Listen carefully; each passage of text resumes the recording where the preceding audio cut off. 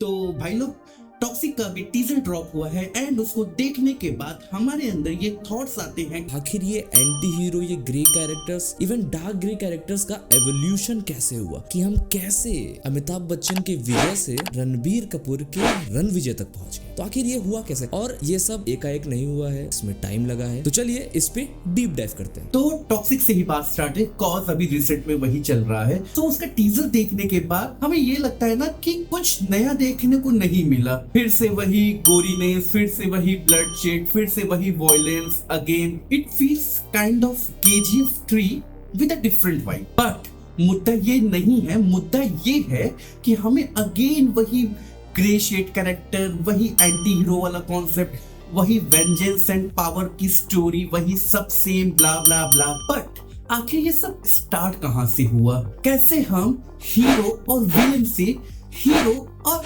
Anti hero पे shift कर गए? देखो, सबसे पहले टाइम में पीछे चलते हैं। 1975 अमिताभ बच्चन की मूवी दीवार, जहां से ये एक्चुअल एंटी हीरो का कॉन्सेप्ट स्टार्ट हुआ है। देखो, वहां पे अमिताभ बच्चन एक एंटी हीरो होता है जो सिस्टम से लड़ता है, जो एक ग्रे कैरेक्टर होता है, लेकिन सलीम जावेद ने उसे एक रीजन दिया, एक ट्रेजेडी दी थी उसे, ताकि उसके लिए हम सिंपैथी लगा सके, हमें हमारे मन में आए थोड़ा कि हाँ यार, सिस्टम ने इसे तोड़ा है, इसका बाप चोर है, माँ को वो नहीं मिल पा रही रिस्पेक्ट जो सिस्टम से मिलनी चाहिए। तो एक रीजन देके सॉर्ट ऑफ हमें उससे कनेक्ट कराया गया। लेकिन इसका एंड क्या हुआ? वो कैरेक्टर मारा जाता है। सेम 90s में SRK ने रोल्स प्ले किए बाजीगर में या डर में, कह लो, कि जो एक सॉर्ट ऑफ विलन कैरेक्टर्स थे, इनोसेंट लोगों को उसने मारा है, वो ऑब्सेस्ड था, बट स्टिल उसे कॉन्सिक्वेंसेस झेलने पड़े and that was the characters were dead. तो इन सारे कैरेक्टर्स का जो फर्स्ट हाफ है, भले उनको देख के हमें लगता है कि हाँ यार, we have to be like them, ऐसा वैसा, but the end justifies it कि नहीं भाई, ये आपके रोल मॉडल नहीं है, आपको इन्हें आइडलाइज नहीं करना चाहिए। But fast forward to current time. तो अगर मैं पिछले कुछ सालों की बात करूं ना,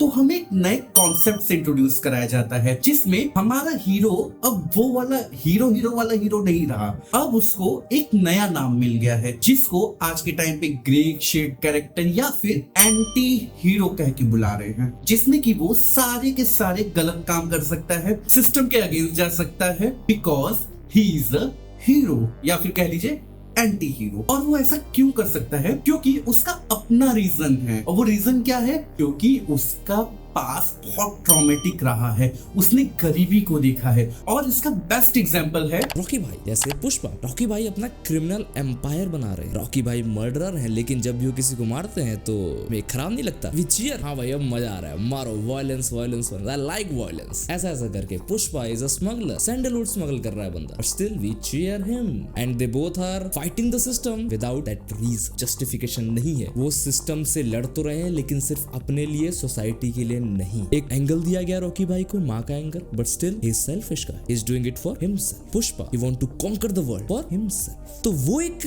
रीजन है जो आज के टाइम में, वो जो एक लाइन होती है ना, वो ब्लर हो चुकी है कॉन्सिक्वेंसेस वाली। और ऐसा नहीं है कि ये सब सिर्फ साउथ इंडस्ट्री में हमें देखने को मिल रहा है, हमारा बॉलीवुड भी इससे पीछे नहीं रहा, बिकॉज वी ऑल नो कि इनसे अपना कुछ ओरिजिनल क्रिएट नहीं होता। तो ये क्या करते हैं? ये चेप लेते हैं, और हम सबको पता कि भाई ये लोग चेपने में कितना ज्यादा एक्सपर्ट है। तो इन्होंने भी ये एंटी हीरो वाला या कह लो ग्रे कैरेक्टर वाला कॉन्सेप्ट चेप लिया, वो भी बिना अपनी मोटी बुद्धि का प्रयोग किए। नहीं समझे? मैं समझाता हूँ। अगेन बेस्ट एग्जांपल, अगर मैं एनिमल की बात करूं तो रणविजय सिंह बलबीर का जो कैरेक्टर है, sure shot a dark grey character. Even hindsight पे देखो तो ही इज गॉट थोड़ा ब्लैक वाली चीजें भी उसके अंदर आती हैं। Is totally not a character to idealise. आप सिनेमा हॉल से जब निकलते हो तो आपको ये नहीं लगना चाहिए कि मुझे रणविजय जैसा बनना चाहिए या मुझे रणविजय बनना है। The guy is obsessed with his father, उसे वैलिडेशन चाहिए, उसे रिस्पेक्ट चाहिए, बट दैट डजंट मीन कि आप वैसी हरकतें करोगे जैसा रणविजय करता है। बट क्या मूवी ने इस चीज को जस्टिफाई किया? नोप नोप।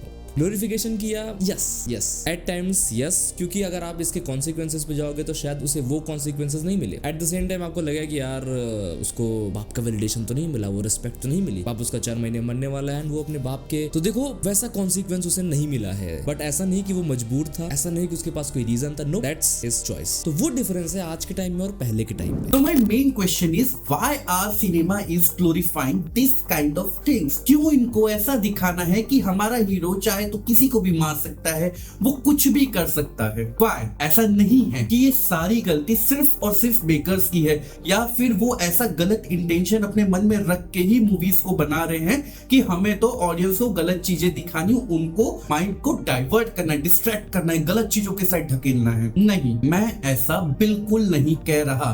सी, film making is a business और हर कोई अपने बिजनेस में प्रॉफिट कमाना चाहता है। सो प्रॉफिट कमाने के लिए अगर उसको पता है कि मार्केट में जो चीज अभी ज्यादा बिक रही है, वो वही चीज बेचेगा ना जो उनको पैसे कमा के दे। बट अभी मार्केट में क्या चल रहा है?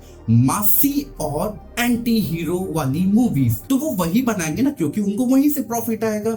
और इसमें एक मेन रोल प्ले करती है, वो है ऑडियंस। अगर देखा जाए तो हमारी ऑडियंस उतनी स्मार्ट नहीं है कि वो ये डिफरेंस समझ सके, क्योंकि अगर हमें एज ऑडियंस थिएटर में लाइट जलने के बाद ये समझ में नहीं आ रहा है रहमान डकैत से सिंपैथाइज नहीं करना है, या रहमान डकैत को आइडियलाइज नहीं या सेलिब्रेट नहीं करना है, then the problem is us, we are the problem. क्योंकि जब तक हम स्मार्ट नहीं बनते हैं तो थोड़ी बहुत रिस्पॉन्सिबिलिटी सिनेमा की भी बनती है कि एटलीस्ट आप वो लाइन तो ब्लर मत करो, आप दिखाओ। देखो, मैं ये नहीं कह रहा हूँ कि ऐसी मूवीज नहीं बननी चाहिए, बनाओ यार, इट्स गुड, मजा आता है देखने में। मैं भी ये मूवीज देखना पसंद करता हूँ, इनसे एंटरटेन होता हूँ। मैं कह लो, आकाश भाई कह लो, वी लव देम। हमारे ट्वीट्स और हमारे पुरानी वीडियोस में अगर आपने देखा होगा तो we actually celebrated them, but at the same time we know ये कैरेक्टर्स आइडलाइज करने वाले नहीं है। बट क्या मेजॉरिटी ऑफ ऑडियंस को डिफरेंस पता है? तो यहाँ पे थोड़ी बहुत रिस्पॉन्सिबिलिटी सिनेमा की बनती है, they have to do it. But ऐसा नहीं है कि अगर कोई इंसान एक अच्छी क्वालिटी रखता है तो वो कोई बुरा काम नहीं कर सकता। ये हेलो इफेक्ट कहते हैं इसे, अगर आप साइकोलॉजिक टर्म में जाओगे, जहाँ पे हमें ऐसा लगता है कि यार ये बंदा तो अपनी बीवी से थप्पड़ नहीं खाता, तो ये बुरे काम कैसे कर सकता है? भाई, हिटलर को भी अपने कुत्तों से बहुत प्यार था। Does it make any difference? Not at all. So